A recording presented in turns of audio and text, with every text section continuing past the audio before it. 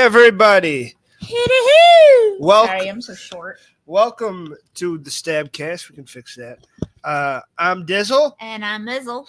And we're here to talk on a spooky Sunday like we've done for the past fucking 4-something years. And we're here to join the StabCast family and the people we built up on YouTube. Thank you. And the TikTok. And thank God the TikTok isn't really gone. And we're here to talk about Ringu.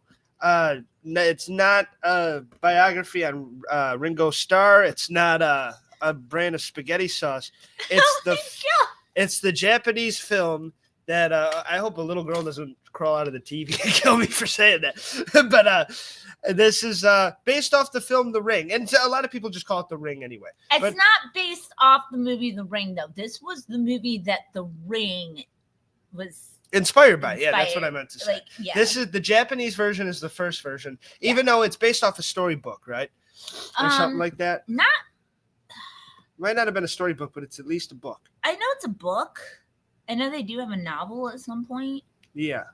And I think it's canon to the story. But basically, like, The Ring and, like, Ringu, they're kind of in two different universes, honestly. I'm sure you've noticed that. Yeah. There's a very vast difference between how they did it in the American version versus how they did it in the Japanese version. Correct. Even down to the names and the actions and stuff that everyone did and whatnot. And I liked the fact that there can be a difference between, and both movies worked. I mean, honestly, I'm not that big of a Ring fan, but it did a good job. I mean, and it did well enough that it spawned 2 sequels, and now we're getting a 3rd sequel. So yeah, we've gotten a bunch of stuff too. They did a crossover with The Grudge. Mm-hmm. They did a bunch of this shit, and that's a real franchise. And you know, it's mostly known for the little girl crawling out of the TV, which I think a lot of people forget. That's like one scene in this, and it's like the big scene at the end. Yeah, but because in the American version they have her do what, like twice? Yeah, or 3 times. From what I remember, I'd have to go back and watch like right now. But it's based off the novel Ring in 1991. And they did try to do a direct-to-video, movie based off that. But it was low budget, and it just didn't work. It didn't work, and it also made Sadako kind of, this, naked lady that was a lot of sexual undertones. And this one didn't have that. He's not lying. There was a lot of sexual undertones. Yeah. But I really enjoyed this fucking movie. This is classic. This is one of those that when people say to watch, you should go back and watch over. I genuinely think it's 10 times better than the American remake. Absolutely. And it's not just because my boy Sonata's in it, who's in every fucking, badass Japanese movie. I knew you were going to figure that out. I saw him and I was like, oh my God, I forgot he was in here. Daniel's going to be so happy. I mean, from Mortal Kombat to so much others, that dude is the fucking... I think he was in Shogun too, which is... very good range. He's very great, and he can do anything. He's got this serious, badass look. And in this one, he's kind of, he's the psychic, but he's like... not as badass. He's like just a regular dude trying to help her figure this out. Yeah. And I will have to say, if you guys are a fan of The Ring, but you don't really like Naomi Watts' character, watch this movie. Yeah. Because this movie is more of what somebody who is in charge of you as a parental guardian should treat you like. Yeah. Not like a stranger. Yeah. Like, this one actually talks to the person, to the kid that she's taking care of and stuff. Like, so, I mean, I'm sorry. That drives me nuts that, especially in the very first Ring, like, Naomi Watts, like, has nothing to say to this kid that's living with her. Yeah. And it's like, no, say something, talk. So you think Nanako Matsushima is a better actress than Naomi Watts? Not a better actress, but I think it was a better part for her. Yeah, I think Reiko was a really good fucking, and sorry for butchering all these names if I do, but Reiko was, I think, a really good, cunning, you can't really call it a final girl because it's not that type of movie, but she is kind of this heroine that throughout the scene that genuinely gets me, and we'll get right into the weeds right in here.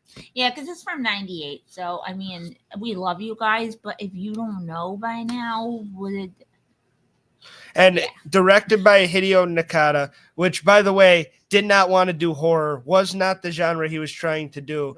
Made one Japanese horror flick to like make ends meet, got like a lot of looks from it, and then was put on to do this. So he like walked into this and was like, and it's awesome and it's fucking cool, and he made like really good shit. Yeah, but he didn't want to be a horror director. Yeah, he'll even tell you it was a coincidence. He did not mean to stub into the genre. But I think it works for him. It works. A good job. 1.5 million budget, 19.5 million box office. So this made some good money for the 90s, especially for 90s Japanese and cinema. for a Japanese film. That's decent. Because this wasn't released here. We get obviously The Ring and in the American version. Mm-hmm. But so that made all that money over there. And but yeah, to get right into the weeds, her little son, which by the way, an adorable little boy. I think it's her nephew. Oh yeah, oh no, it's her son. Oh, it is. Okay. Yeah, right. His name's Yoichi. Okay, I thought Yoichi was her nephew. No. Okay. And that scene when he's watching the tape in that dark room, and she finds out and comes in and that is genuinely terrifying.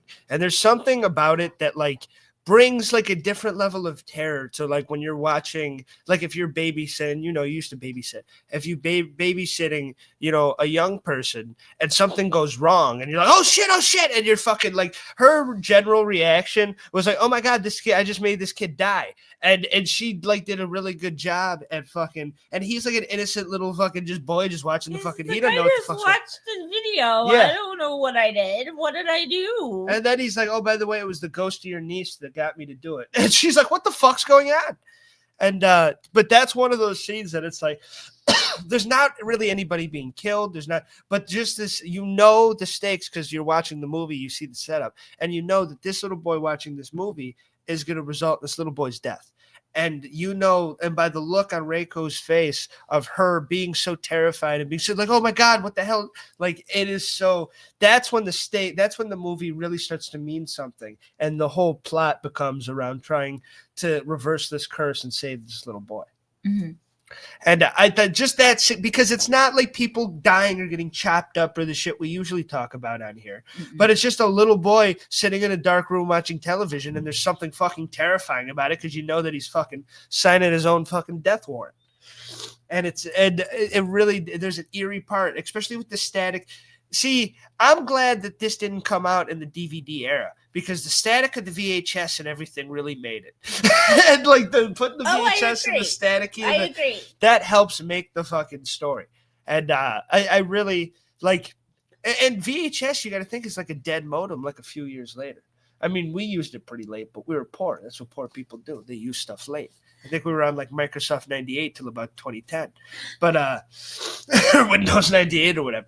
But that's what happens. But the VHS, they go out of style pretty soon after this. But they make this really like this is one of those things that, like, for a couple years, because VHS was still the big thing, you will go get a video from Blockbuster and you go to put it in and you're like, I don't know. Like, when a movie makes you feel like that, and it makes you like go like, oh my God, like I don't even want to watch movies anymore. And that's like, we watch horror movies like nobody's business. So when you get there, and I kind of felt it was. And when we were younger, we would go to the movie rental place. Yes. We had two of them in our town, and we would literally, it was hilarious. It was like Peter Pan and the Lost Boys. Yes. Like, I would be in the beginning, like trudging everyone through. Daniel would be like in the last little bit of it because he was like the younger kid, and then we just had like a whole group of kids like following in a row to the movie store so we could rent our Friday night horror film.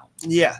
And we've seen so, and I felt this a little bit with Stay Alive when I was a kid because I was a gamer. So the fact is like, oh, you play a game and you die in real life. Oh my God, I can't play video games anymore.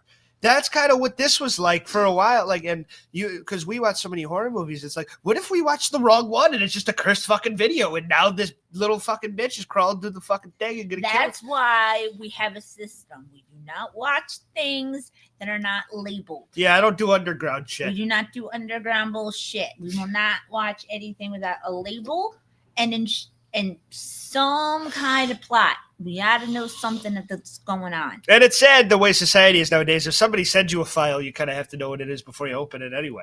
Yeah. But otherwise, your computer can be. you can fucking turn into a giant lasagna. But yeah, I really enjoyed the stakes of that and not watching the tape because that really makes the movie. And a lot of people think, oh, the ring, that's when the little girl crawls out of the well. But it's like the ring really is, oh, that's the one where, you watch the videotape and then you're cursed. And it's very similar. And that's why they did a crossover in Japan with The Grudge, because it's very similar to, oh, you walk in a house, now you're dead. So I love how Japan's very cut and dry with these There were 4 J horrors. There was the Ringu, and then there was Pulse that came from Japan first, and then the US version, and then there was One Missed Call, which you loved. Yeah. And then there was The Grudge. I loved the Japanese version. They're all Japanese, right? Yeah. Yeah. Okay. They're all J horror. I don't want to. Every one of them have a Japanese, like a Japanese background before they got scooped up by media. But yeah, and those are the big ones. So, and I love how it's very cut and dry. Like, oh, you're gonna get a call and you die. You walk in a house and you die. You watch this DVD and you die. Like it's like also everybody's gonna die. It's like you take a shit, use a bidet instead of wiping your ass, and you're dead. You're gonna get a bacterial infection. But I mean, could that happen? It could. Right, if you don't watch thoroughly enough. We are getting off topic. I knew a guy that used to take a poop. Daniel? And he would my flow God. the water up. Guys, I can't help. And it wasn't good. Okay. But this movie was tremendous. I think every single thing, like you said, Reiku's performance really made it. And what's Sadaku's name in the American version? Because I know they change it. Samara. So Sadaku and that whole story. Isn't it Samara? Yeah, you're right. It is Samara. You are. Now that you said it, okay. Connected the dots. Yeah, it's Samara. It's Samara. It's always been Samara. It's always been Samara. But no, I think Sadaku is one of the more terrifying. And all you need to see, because it's not in the American version, you see this bitch's face. And this one, kinda, you get to see an eye. By the second one, you see her whole face. In the American one? But in the first American one, like you see like her hair is like covering over half her face. Yeah, but not like the whole face like here. No. And in this, you only see the eye once, and it's a terrifying shot of the eye. And the eye, that is enough, because this is a thing. This is a terrifying movie, but it's not one of those movies where it's a lot of gore and blood and violence. And it's not even a jump scare movie. No. It's one of those more suspenseful like movies. Yeah, it's psychological. That it gets in your head and you don't know what's going to happen next. And whatever does will shock you normally. Exactly.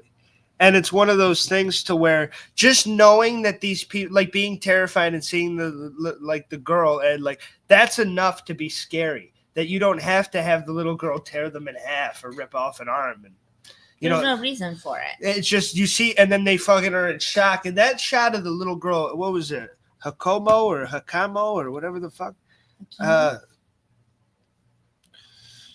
me find it. But it was the little girl in the beginning that died. Oh, okay. The one that was niece. teasing her friend in the beginning? Yeah, and they all died. Oh, okay. Oh, Tomoko. Yeah, so Tomoko, when they're hanging out with the... And we should have read a Japanese dictionary before we did this. Yeah. But I'm trying my best here. But she and her little friend are like, oh my God, yeah, we watched this videotape. And, they're freaking out about it. And then when you find this little girl's body, she is like terrified. She's like a T-Rex. Yeah, like that's the thing that like the ring didn't do right for me. It was just like a distorted face when it happened. Yeah. And this movie, they done fucked people up.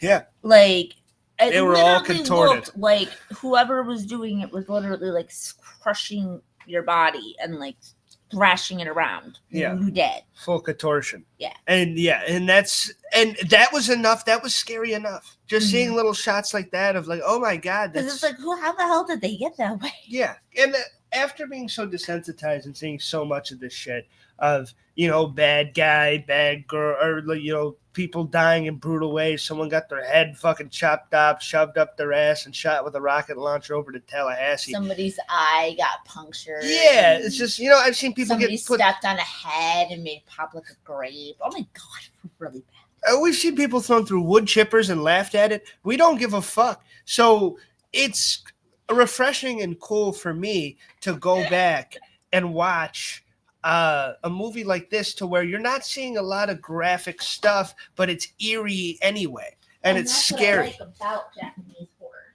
Yes, it leaves a lot up to the imagination. And even though, like, I've seen a lot of, you know, J horror where they're not leaving a lot up to, they're giving you everything right there, and you're like, oh my God, you're horrified by the end of it. But this is one in particular where they really fucking show you that, like, you can do a lot with a little. And all you need to do is see this chick and freeze up. And that's terrifying enough for the viewer. Mm-hmm. And I think that was phenomenally done. And, you know, as I was praising Sonata, a lot of the, you know, character plot work is him and Reiku trying to, you know, figure out how to break this thing. And we find out some graphic stuff about Sadako and her past and her mother and the long line of psychics that she came from. Mm-hmm. And then she gets fucked up and thrown in a well. You know, I'd be pissed too. That's why a justified movie villain, one of those, because no one likes to get shot or hit over the head and dumped in a well. I'd probably come by out, their own mother. Yeah, I'd come out with an attitude too. But so I can see it. See, if you ever watch a DVD and you see my big ass, you'll know what happened. But yeah, it was honestly a really good movie. And Japan's doing what they need to do right, because this movie series is still continuing.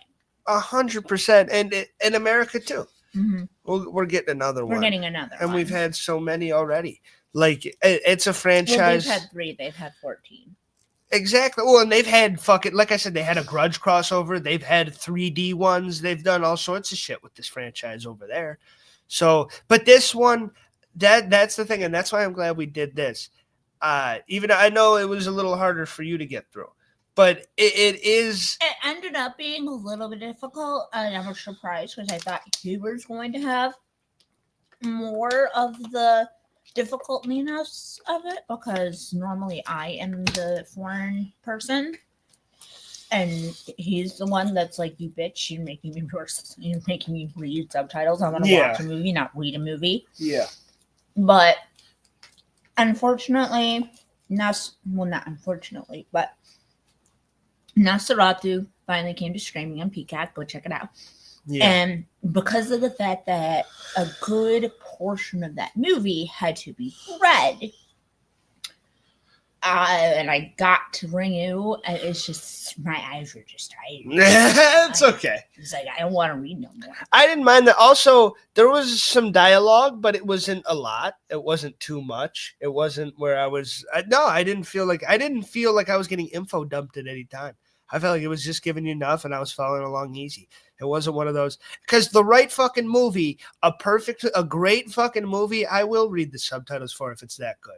For a movie like this, or a movie Good Night Mommy, or Train to Busan, movies like that, I'll definitely read the subtitles, because English dubs blow ass and everybody knows that. Some of them try, but like, we're still trying to find Speak No Evil's fucking Welsh. Yeah.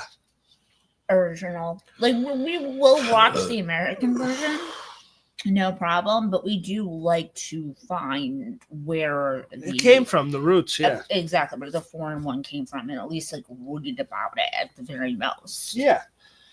Well, and this is a good, and that's the thing. You have the American movies, you have that whole franchise, you have the Japanese movies, you have that whole franchise. This, out of all of those things, is the best one. Mm-hmm. The first one that they did, this is the classic. It is the best one. It was the originale. Yeah, and there's something about it. There's a charm to it, and they do a lot more but just doing a little bit in this was enough. You had great actors, you had good performances. This was in the end of the 90s. I don't mean to cut you off, but this was the end of the 90s, so they weren't used to home video. Yeah. And stuff like that. Like, that was new to them. It was new to us when they were doing it to us, and we got it done to us in like the late 2000s. Exactly.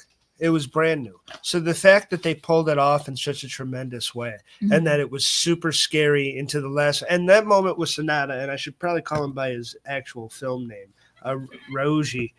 Ryuji. I thought he did a tremendous job in that last scene. And that's the scene that makes The Ring. That's the scene that we hear about. That's the scene that, Pam. The guy? Yeah.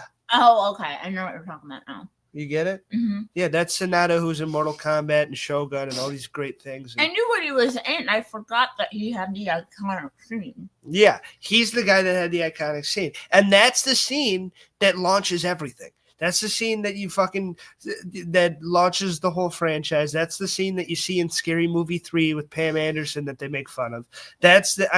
Actually, no, it's not. I think it's the scene with the little girls. Never mind. But this is the iconic scene to where it's like, oh my God, this shit's real and this shit's fucked up. And when that little girl's eye, a show Daniel and I watched way back in the day called Scare Tactics, where they would take something really scary scenario, and put it in like a Kmart or a Walmart and like see people freak the fuck out. Uh-huh. And one of the episodes, I don't know if you remember because you were a little young, but one of the episodes was this girl was climbing through the TV. Yeah. And she, one guy, oh my God, this one guy felt so bad for him. He slipped and he hit his head. And he's like, help me. Because no one knows that it's fake. Yeah. And it was hilarious. I loved it. That's amazing. I thought that was great. Any other thoughts on this, though, man? I do like the Japanese version a lot more than the English version. I mean, I am excited that we're getting a fourth ring. Yeah. Do I think it's needed? No. But maybe they'll do something different this time and it'll be like a different character. Yeah, we talk about this being the better one. Let's see how much the American Ring made, because this is the sad part, guys, is when we go to look up the American box office, because normally it's like really, really bad. Yeah, they spent $48 million as opposed to the $1 million that the Japanese movie spent, and they made $250 million. So that just kind of compares you to American cinema to Japanese cinema at the time, even though this is 2002 compared to 98, but still. I mean, but foreign cinema is like that, because like when me and Daniel were like watching Goodnight Mommy and we wanted to see like if we could find the woman Naomi Watts, we looked up the Rotten Tomatoes score and it's like, do you really want to go from watching a movie that's like got a 92 Rotten Tomatoes score to something that's got a 20? Yeah. Well, that's the thing, and the crazy part is this is the movie that's the good movie and that inspired everything. But when American audiences think of it, they kind of think of the Naomi one, the first one, the American one, because that's what they saw in theaters when they were younger. That's what they were. A lot of people have not seen the original. Yeah, Ring. The hardcore fans like us and hardcore horror fans are like, oh, there's a better version of The Ring. Okay, let's check it out. Well, that's why it's on Tubi. Yeah, and that's why I love Tubi. I mean, you can find Pulse on there, One Missed Call, the Japanese version. You can find all that stuff on there. Tubi is honestly a great service, and people need to take more advantage of it. It is. Before they start charging people, because right now, like, I mean, it'll come at some point. It's gonna come at some point. We're gonna get charged. It always does, yeah. But right now, like, take the accessibility of it, because there's like, take advantage of it. And there could have been a movie that you saw when you were like 7 and you wanted to see it and you don't know what it is. Like, you get an actor, you get a genre, type that in, they'll search it up and they'll be like, hey, is it this? Yeah. What about this one? Yeah. So that's a good thing about Tubi too. Absolutely. But all right, to give this a rating, I'm going to give this 9.3 horrifying little girls in a well out of 10. This is a classic, a must-watch. Anybody, especially if you're not younger, maybe like 18 or 19. Well, I hate to put ages. And this is your first horror movie. If you're going into horror movies and you're like, give me something to try that's going to scare the fucking tits off me, but isn't too much, I'd be like, watch this. Or like if you watch a lot of slashers and you want to watch a paranormal piece. Yeah. This is a good one to start off with. Yeah. So I'd recommend this highly to anybody. What would you give it, maybe? I would definitely give it a 9. Okay. definitely. The Grudge for me, unfortunately, the original Grudge, that used to be a 10 out of 10 for me. I used to love that movie. But unfortunately, when you're around people that die and stuff, like I've worked in nursing homes and stuff like that, Yeah. and you get that death gurgle right in your face, Yeah. you can't watch it anymore. So I'm scarred from The Grudge. I cannot watch The Grudge. I remember me and my friends all trying to do the voice when we were little. Fucking, I'm not gonna do it because you just said a trick on you, so I'm not gonna do it. But I mean, I know how to do it perfectly too. That's the horrible thing, is that I do know how to do it very well. Yeah. But I will not. I don't. Yeah. I don't like it. But all right. So you got your little baggie or no for the movies next week? Or? I did, but I was gonna say, why don't we cock it up and do Nosferatu? All right. Because it's brand new. All right. What's that one on Hulu? Peacock. That's why we're cocking it up. Oh, okay. Well, I mean, some people like to get cocked up on Hulu. Oh my god. You know, Netflix and chill, Hulu and getting cocked up. All right. Next week, Nosferatu. We will be here on the Spooky Sunday. I think it's when. Yeah, we don't have to pre-record. We'll be here for a live show. We will see everybody next week, and you know what you got to do. Maybe. You get a better one than that. Hooty hoo. There you go, hooty hoo. We'll see everybody next time. Bye bye. Bye bye.